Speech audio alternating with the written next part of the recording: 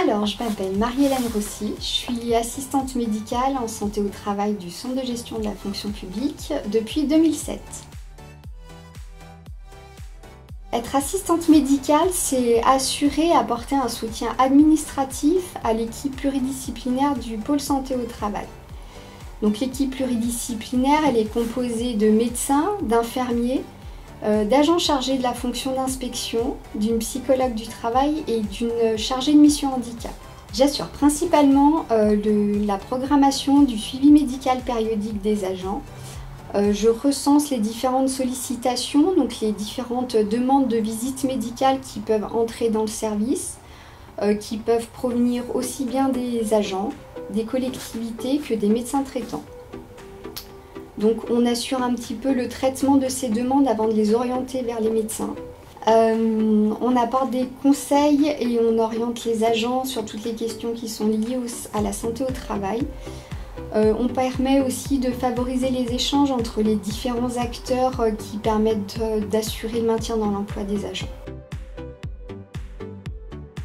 Alors après 2 années en psychologie, je me suis formée et spécialisée en secrétaire médico-social. J'ai débuté ma carrière en travaillant auprès d'enfants en situation de handicap avant de m'orienter vers la fonction publique territoriale. Et j'ai toujours en fait suivi un parcours vers l'entraide des gens et le fait de pouvoir soutenir et écouter les autres. Le contact qui est très riche et authentique avec les agents et les employeurs. Le fait de pouvoir apporter aussi des réponses concrètes et une écoute aux agents face à des situations qui sont parfois complexes.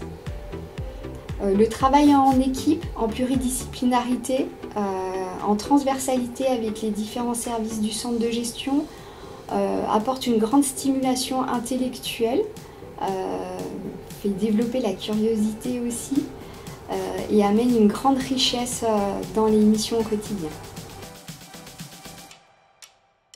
Alors il faut avant tout faire preuve d'une très grande discrétion professionnelle. C'est un métier où il faut aussi connaître le cadre déontologique, donc les limites du secret professionnel et du secret médical. Il faut avoir une expertise assez fine aussi du statut, connaître les bases, mais aussi suivre les évolutions réglementaires qui sont en constante évolution.